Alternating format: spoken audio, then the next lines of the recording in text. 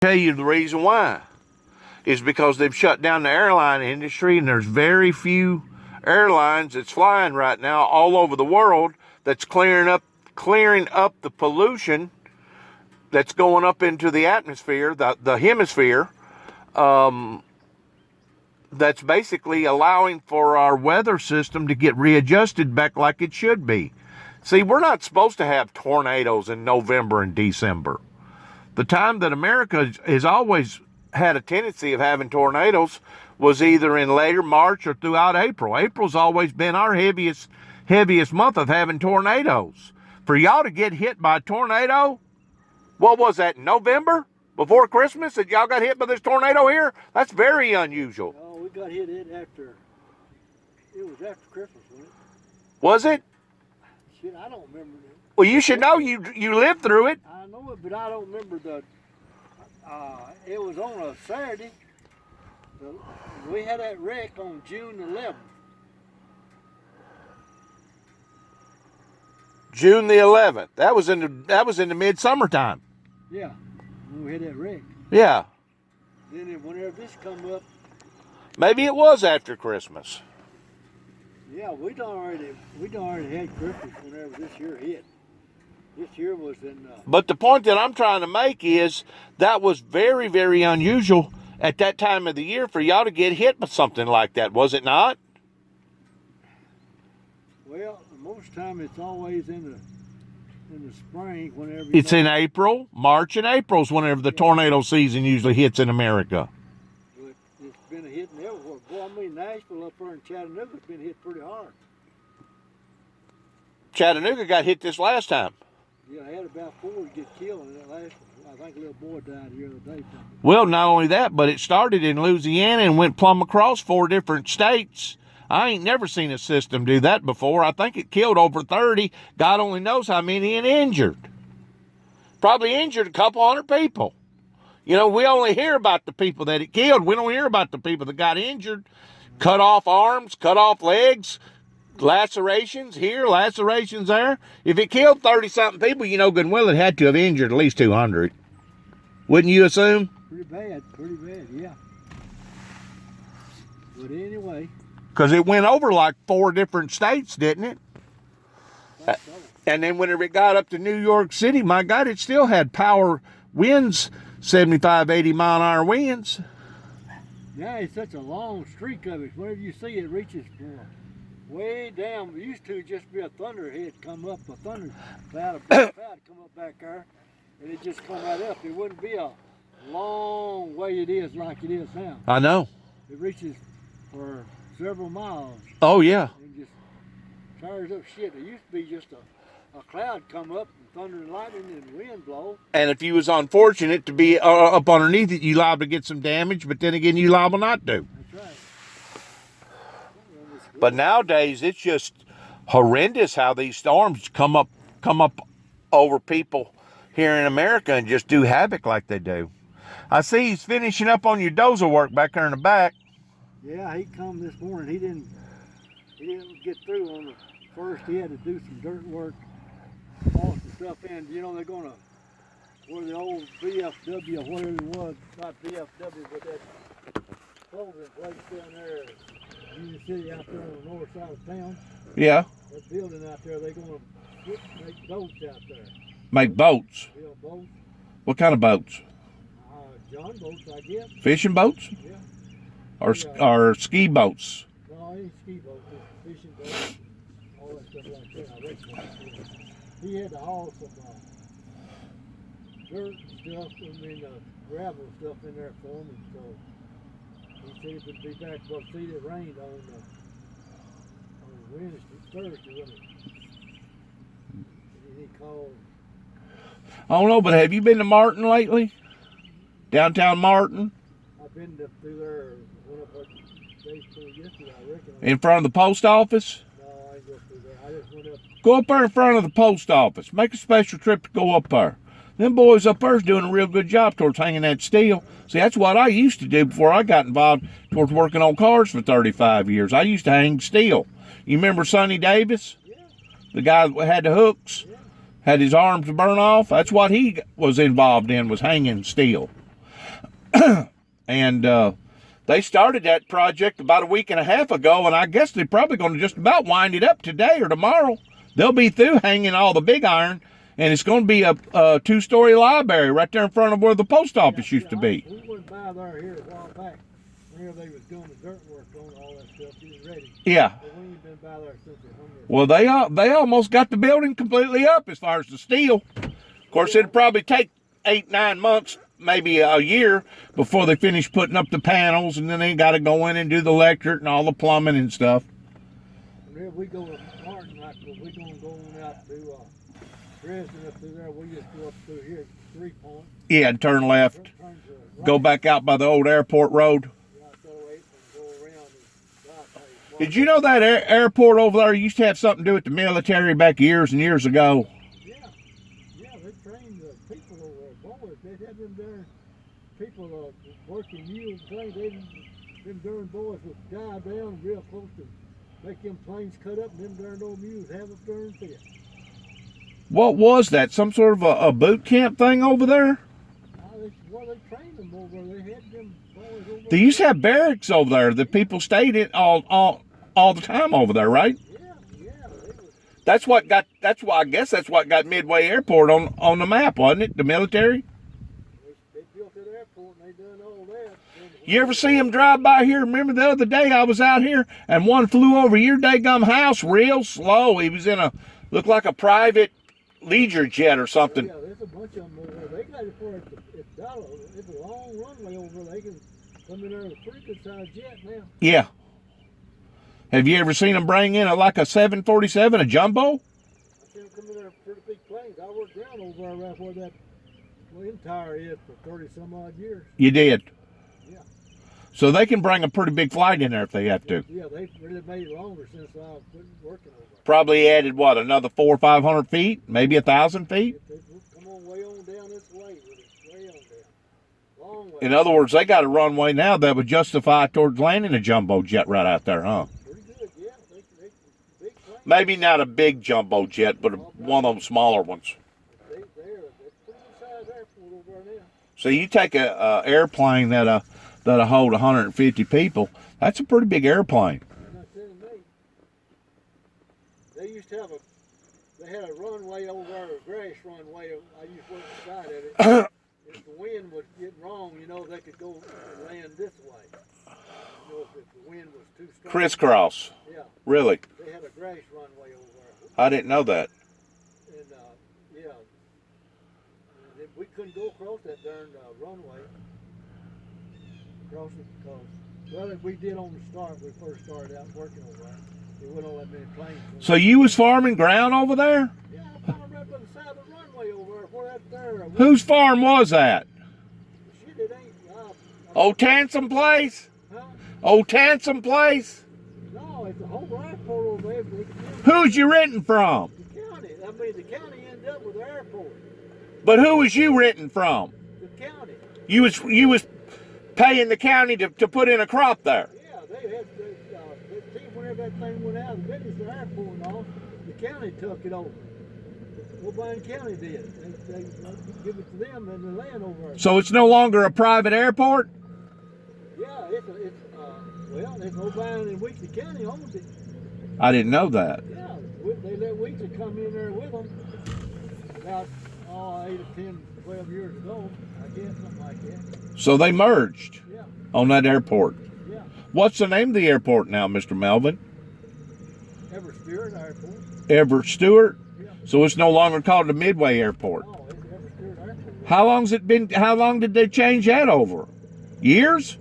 Oh, shit, I don't know when they put that Everett. Must have been years ago, because I didn't know nothing about it. Must have been whenever I was gallivanting down in Jackson, living for about 10 years or something, back in the 90s. Shit, I worked around over there, like I say, I've been over 60 some odd years working around there. You did? Yeah, it was about 600 acres over there. Was the ground any good? Well, It don't look like the ground's no good right there. I'll tell you about the story on the ground over there. Whenever they took it over, Daddy was on the airport committee over there, the agriculture. So whenever they developed that thing, it looked like boys sprout peas. Peas wouldn't get that tall. They went in there and started liming it and paying for that fertilizer. They did. everything got to producing good over there. I made the biggest crop over there I ever made in my life over there. Corn and beans. Really? 45, 50 bushel to the acre on beans and 125, 150 bushel to corn? Yeah, both there, well, that there get way on back there. When I made 125 bushels of corn, that was a big yield back a long time ago. Yeah, that was a big yield back then. You made, But that ground produced that kind of a yield? yeah, and they got the ground over there producing beans with 35, 40 acres. That's better than that. Well, let me ask you this. If you go on down over there where that stinky factory is, what do they do in that factory? That used to be the tankage plant over there. The what? Tankage plant a long time ago. Tankage plant. They used to go around pick up all the dead animals in the country, take them over there and make tankage out of it. What do they do now? Well, I don't know what they do over there now. They don't go around pick up animals. Puts out a heck of an odor, whatever they're doing, don't it? Well, I don't know what they're doing. I think they're going around now is getting all these your guts and things like Tyson Chicken Place and Is that what they're doing? stuff like that. Where something that's been killed, they got to take. But it's still got a infirmary towards burning all that stuff. That's the reason why it puts out that smell, isn't it? They used to come around. If you had a dead cow, Yeah, or a horse, or a pig. yeah, you just call them and they come and pick it up. Uh-huh. But now they cut that all out. Which ain't enough cows in Oakland County. Around here, they left. You can almost count them all on one finger, on one hand, you know. He had one that died. He goes over and digs a hole there.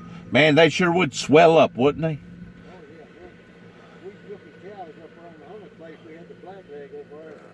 The people come over there and said, "Morning, fishing that big pond." Said, "You got dead cows over there." I said, "I know it." We had black leg and things die. Whenever they die, I have to get a hold of them, put them up there at the gate. Things, man, pick them up.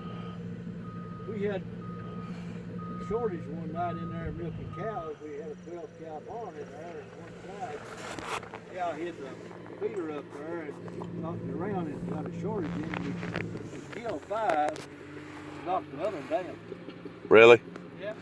Was that about the time that all those cows got out and got in that cemetery and tore up all them headstones in that cemetery? Yeah, it was before they got out there and that. What'd you wind up doing about them cemetery headstones? You have to go in there and rework all that? Yeah, this year monument place went down there and worked them all over. What'd you have to turn it in the insurance company or something? Yeah, we had Farm Bureau, Yeah. Cotton Ivy. Well, it wasn't our fault. It was the church's fault because their tree Fell over on the on fence. my fence and tore the fence up. Ah. So Cotton Ivy said, says, we got so many Farm Bureau members that we're going to have to fix that because we ain't going to argue about it. Right.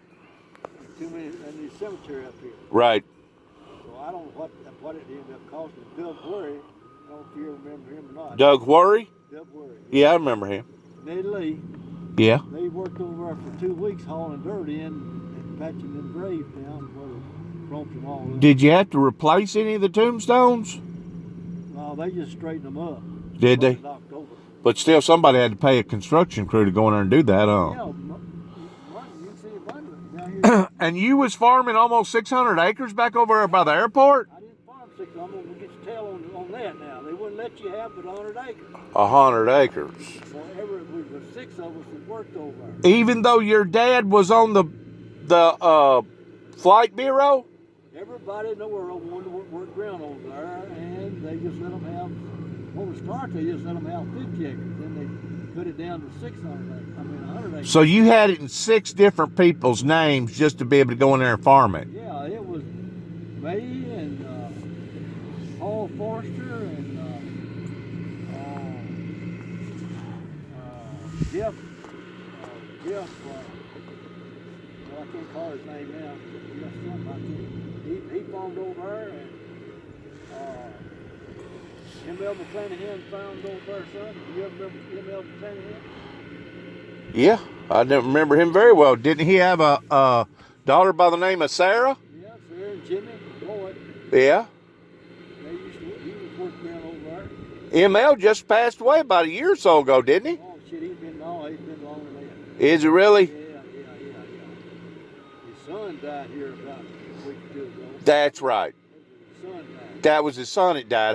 What Yeah, was his name? long time. What was his name? Jimmy? Jimmy. That's right.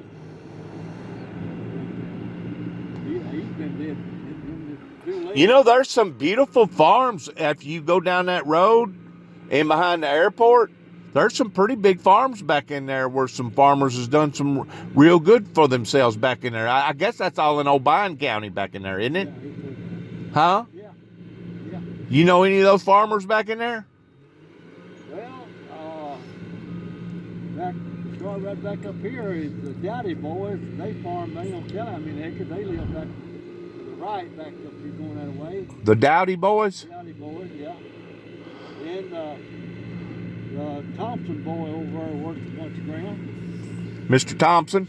Yeah, he lives over there where, you know where all them big hog barns is over here on the, like going way across that way? Yeah. He lives right over in that brick house there. He got them big hog barns over there. Thompson boy. How many acres at one time did Bill Turner own? I don't know, to tell you the truth, how many acres Bill owned. He probably owned about 3,000, didn't he? Because he owned all that bottom down there where the duck hunting club is, and I guess little Billy, he still owns part of that down there, doesn't he? Yeah, they still in the estate, Turner's estate. Well, they guy from South Fulton rents it. Yeah. You got some property that actually joins him, don't you, down there in the bottom? No, he ain't got any. The Canyon Creek separates what we used to work down there a long time ago. Billy goes up Canyon Creek going down through there. The old Davy Crockett bottom. Go across, go right down here and go across the bottom of Canyon Creek, you know. Yeah. Billy owns that right up to the Canyon Creek right there. Back He owns that up to the railroad tracks, right? Down there where the river is, when we cross Canyon Creek, let's go back up, come out back over here by the boy's house over here. So he probably still owns 500 or 600 acres back there, don't he? Yeah, he owns that. He owns some up here by the other side of where Chicken lives up here. He bought the old Chicken Little? Chicken. Oh, I call it Fred Barton up here where they put a house up here. He owns some of that up there, a farm right there. Okay. Then he owns a little spot right over here. Really does. They did sell that. I'll get about 20 acres back there. Over next to that lake? No, right over here, right on the other side of me, right over here on the side of it. Who bought all that over by the lake? Graham? The Coca-Cola man? He just bought that house down there, what he bought. I thought he bought the whole... No, Who owns the lake? Graham does. Graham owns the lake? Yeah. He owns that big house. I know if they catch you out there with a fishing pole in there, they'll run you off. Won't they? I don't know. I never catch nobody down there fishing. I mean, it's got some pretty good bass down in there, don't you?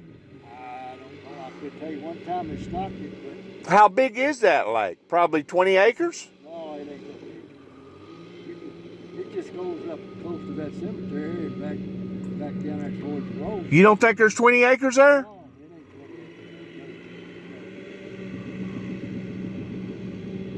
acres. You know, they let people fish in there, but then they claim that water seeping out of the cemetery might went down in there, and so they stopped people fishing. See, Billy built all that levee down there. You know that, right? I remember whenever Cornell, he built that pond. Yeah. He dug it with them dirt pans. Yeah, the big dirt pans, earth moving equipment. Yeah, I remember that.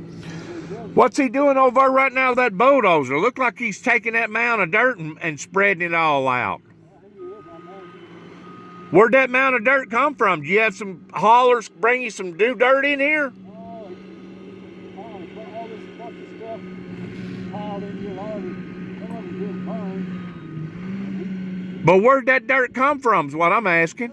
Hole in the ground, buried that stuff out there. Oh, that's what you done. And then caught it a fire? And now he's filling the hole back up. I got you.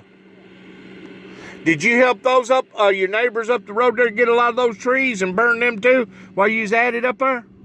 No, we got right, quiet fellows got that hole up there. They'll get. I see. Because somebody cleaned their place up and looks good over there. Your place looks good. You just about wounded this thing up towards all that tornado damage, had you? You just about through out here. We're going to burn that today, but the wind's a little bit high. They said he wasn't going to burn that. Yeah. Well, I sure didn't know that you farmed that over by that airport. Oh, yeah, I farmed it. I was over a long time. In other words, you made some pretty good money off that piece of property, didn't you? Well, it was, that's back then whenever you had them old full-time combines and all that stuff like that. But you still done all right, though, didn't you? Well, I made a little money over there. You know what I've done? I bought a new John Deere 30 combine at the pull type. Yeah. Well, used to, I had an old AC with an auger in. I remember 'em. Canvas in there, you know, one that brung it up. I remember 'em. Top. Yeah. Kookaburras always get in there and get Oh, yeah. So I bought me a new 30. I traded that thing for 30 John Deere pull type. And it had a bend on it, little bend, about 35, 40 bushels. Right. I come by over there one day, Daddy kept the beams trucked up where I just pulled up the side of it. I could make a round out there and make 35 bushels. On one round. And I come by, I didn't haul them off the last load, I come by 1,000 bushels over there, that pulled out combine. Cutting 2 loads at a time. What'd that combine cost brand new? About $6,000 back then? No, I can't remember. 12,000. No, it wasn't that much. Shit, no. I bought a Ford self-propelled combine for $10,000. Went in debt for that, and I thought me and Mary, we couldn't sleep tonight. It wasn't no brand new one. You didn't buy no brand new self-propelled combine for no. Back then, for Ford combine for $10,000. You did a self-propelled combine Combine. for 10 grand? It didn't have a it didn't have a cab on it. It didn't have nothing on it. You had to work the thing by hand where it would cut beans. And it was a Ford? Ford combine. And we bought that thing, and I told Mary, said, "How we gonna pay for it?" I said, "Well, we'll pay for it. You know how much a brand new combine costs now? 250, 300,000. Yeah. But back then, that's been years and years ago, man. Whenever they first come out, like I say, it didn't even have a cab on the darn thing. I still got up there in that dust whenever you come by. See, we used to have those pull-type combines before we averted over to a self-contained combine. First that I had was the AC pull type one I had. Yeah, that's what we had, AC. Yeah, Alice Chandler. Yeah, we get the Kookaburra. I made a thing over there to push Kookaburras down where the butt end would go up through there first. And that made a whole lot better. But after I got that John Deere combine with that auger in the front up there, that changed shit. And I had a WD-45 diesel out of Chandler Yeah. with a double clutch on it. Yeah. Shit, I could combine the shit out of it. Did you ever own a hay baler? Yeah.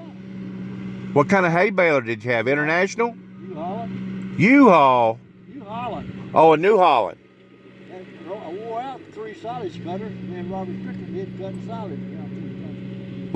Lord. Yeah. Had a big old Leroy motor pulled it. We didn't have a tractor back then big enough to pull it. So what was you doing with all that silage? Did you have cows? Well, everybody in the country over here had a milk barn that put up silage. So what was you doing putting up silage? You didn't ever did get involved in the milking industry? I did too. I milked up there for 8 or 10 years. You did? Yeah. Shit, yeah, up there. Up there on the fried chicken up there. We milked got up milking 160 head. I didn't know that, Mr. Melvin. Yeah, we milked the shit out of cows. We dry light fed everything. We had 2 harvest stores and a big concrete up there inside the ground pit silo. Old cows never did go out in the field and eat. That's when they got out back there. I had a place where they go back there full far in a place, Ramble, you know, where we had a free stall barn they'd sleep in. But a lot of time they'd get out and go back there in the back. So you owned up 150 Holsteins? Yeah, we milked 160. 160 Holsteins? Yeah. You had to milk them in the morning and milk them in the evening? Yeah. Boy, that kept you going, didn't it? Yeah, well, it didn't take us too long. We had a hurricane barn. Hold about, what, 8 at a time? Oh, we had 6 on this side, 6 on this side. We're down at a pit. So you could milk 12 at a time. Well, we milk 6 at a time and get 6 ready while we're milking them 6. Oh, okay. We're down in a pit. Or in a pipeline. What caused so many of the milk farmers around in this area to go out of business? Well, Rules and regulations towards keeping the milk a certain temperature, and it just got, well, the price wasn't real high. And wasn't nobody making no money at it, or what? well, yeah, you can make a little money, but I don't know, they just couldn't get help to run them. And then, I don't know, they just, everywhere went out of business. Have you seen it on TV where they're having a throwaway milk right now? Yeah, people ain't buying none right now. Yeah. Yeah, I think where they open up the thing. Did you see where them down there in Homestead, Florida, where they're disking up crops? They was giving them. Beans and cabbage and lettuce and stuff like that. Tomatoes, just disking it under. Well, they was getting them just placed down and giving them a bunch of them away. That's a shame, isn't it? That's a disgrace. Giving them away. You got people in Africa starving to death, and here we are taking all that stuff and just disking it under. That's a crying shame, Mr. Melvin. That's a crying shame. You can't get them help to do it. The president stopped all the Mexicans coming over to do all the work. Right? You can't blame American people too darn lazy. They ain't Probably. I know they are. If it wasn't for the Mexicans down there, they couldn't do that. Oh, if it wasn't for the Mexicans, Texas wouldn't be near the state that Texas is right now. If it wasn't for the Mexicans. We had a bunch up here where we was raising produce. They down here in a trailer. They're hard workers. Yeah, they lived in Texas, but they were citizens. I mean, of United States. Yeah. And they lived in Texas down there, and they was real good Mexicans. They was, well, I put them as classified as what we are, like we are. The kids went to college. Right. All that stuff like that. And they come up here in Oak Bluff for about Right. 6 or 7 years. And they wouldn't steal. And, They're honest, most of them. Some of them are bad people. yeah, but Not all of them. we hadn't been good. We wouldn't let them come up here. Right. And they kept us cutting cabbage. What'd y'all do? Just keep them up? We had a trailer there for them to live in. Did you? Yeah. We went through that with cutting cabbage. We had 50 acres of cabbage every year.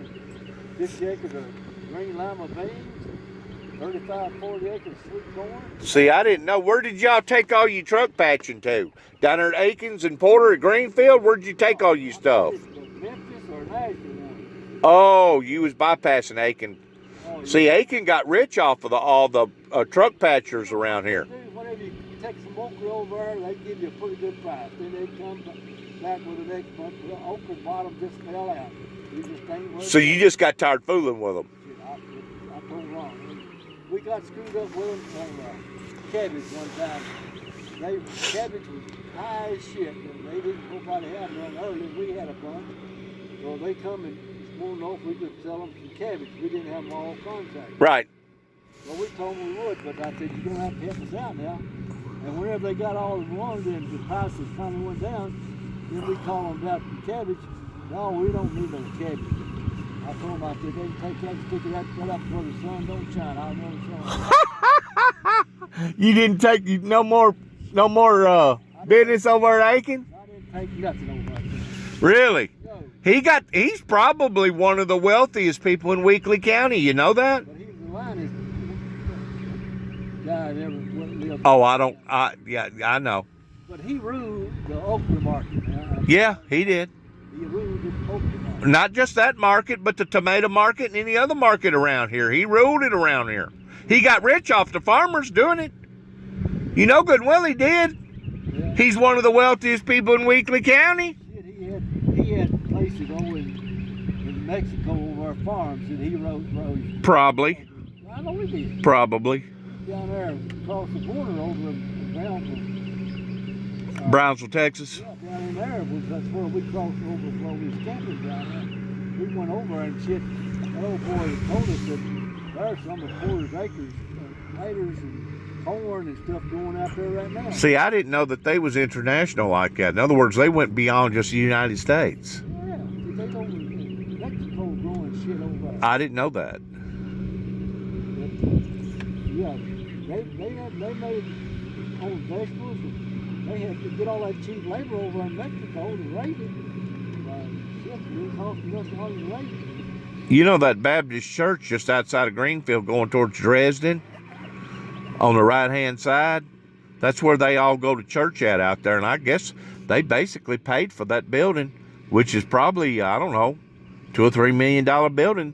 I guess they basically paid for that building towards it being built. It's a nice church. Don't get me wrong. It's a very nice church, and whoever built it done an extraordinary job. It's not that big, but they've got their Sunday school rooms set out for the children and stuff, and whoever done it done an elaborate job.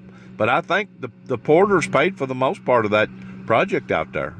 Well, you know, Porter and Acre bought out that place up there in Paris, McCartney. I didn't know that neither. Yeah, but they still go as McCartney though. They do. They're still going on the same name? Going on the same name, yeah.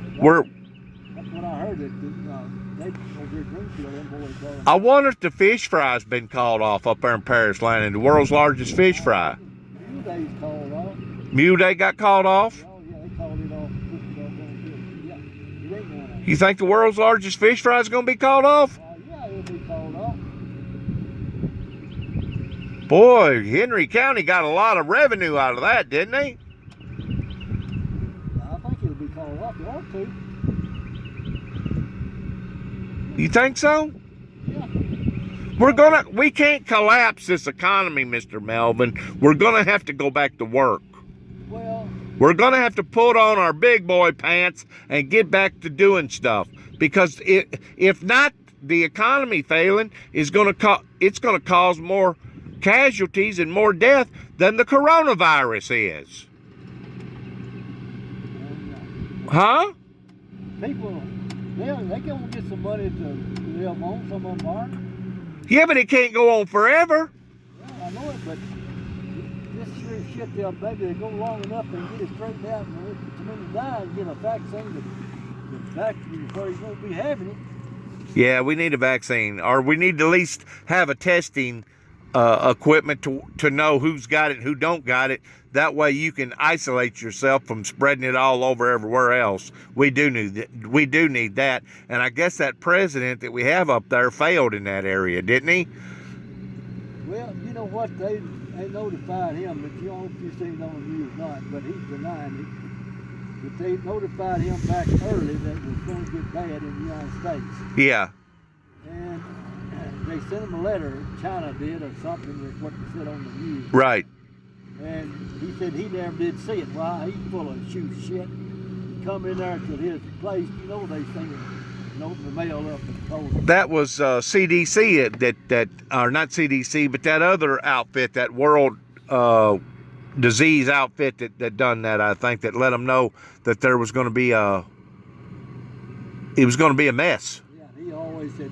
And he ignored it. He ignored it for about 2.5, 3 weeks. They've been telling it on the news that people told him, and he said he didn't get the message. Okay.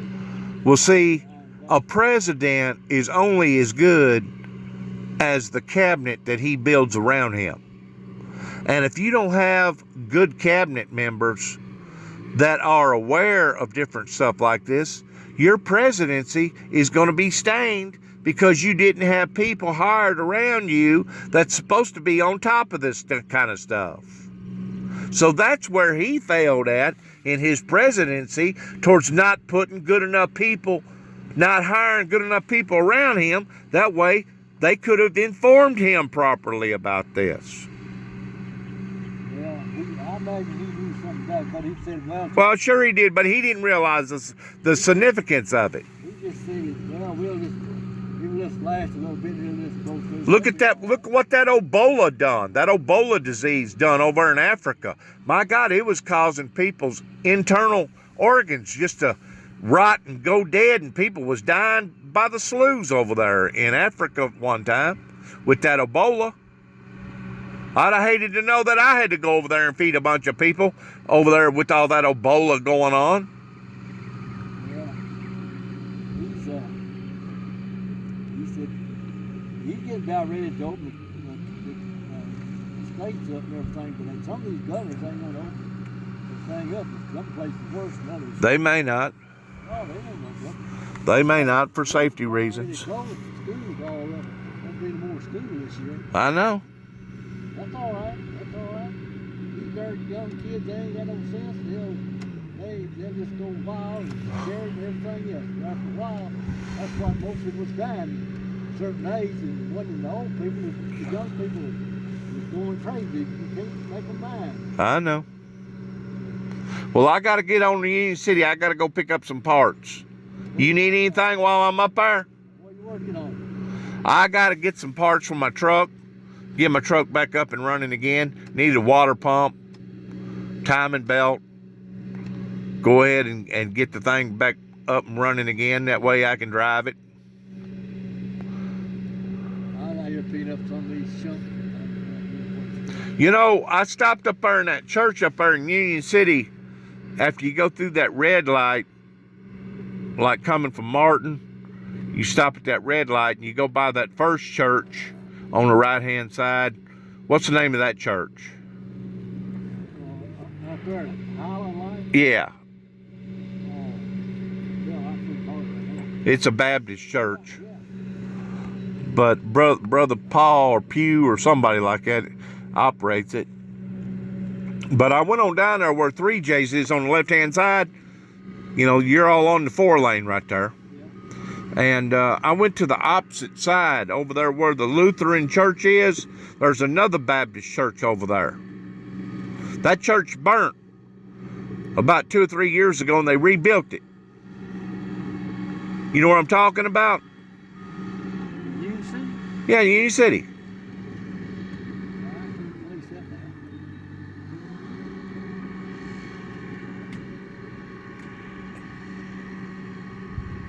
Coming from Martin, you go where the 4-lane is. You hit that first red light, right there by the, what is that? The Jehovah Witness church on the left-hand side. You'll go past it. You'll go on down about another quarter of a mile. 3J's will be on the left. Well, the church I'm talking about is to the right of that. There's a Lutheran church back in there. Huh? Yeah. No, you don't go down that far now. This is way back, almost outside of the city limits. Anyways, I went to that church the other day. I seen the preacher out there, and I asked him, I said, are you still holding it against me towards me not being welcome here at your church? Because he told me back in the fall, whenever they was having their festival over in Union City, they was doing some work on a float, and I pulled up there in his parking lot, and he told me, he said, you're not welcome here, leave. Well, I just thought maybe he's having a bad day, you know? So I waited about 3 or 4 months, and I drive back up there, and I seen him this past last week, and I asked him again. I go, am I still not welcome here at your church? He looked at me, he recognized who I was. He goes, absolutely. He said, you're not welcome here. I said, well, do you mind me asking why I'm not welcome here? He said, because you're too controversial. He said, you've had too much controversy in your life in all these other different places and all these other different churches. He said, we can't afford to have somebody like you come to our church, and the next thing you know, you start a big ruckus in our church and you cause a bunch of our members to leave. He said, we can't afford for somebody like you to come in here. Now, is that right for me to be judged that way, Mr. Melvin? Well, I guess it is, but some of them judging you that way. Yes, sir, they are. What are you going to do about it? There ain't nothing I can do about it other than stay away from them. If they're not going to welcome me in their congregation, stay away from them. That's exactly right, because you'll do more harm than you do good. Sure I will. And that's not my intent to go to church and worship with people, is to cause a big stink in the church. I'm just like anybody else. I need a home church to worship in.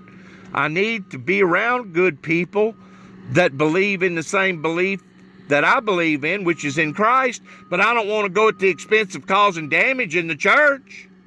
Would you? No, this thing do, Stay away. Well, I better go and pick up the little truck. Keep going. All right. See this thing for me after a while. All right, I'll talk to you later. Yeah, be careful. All right.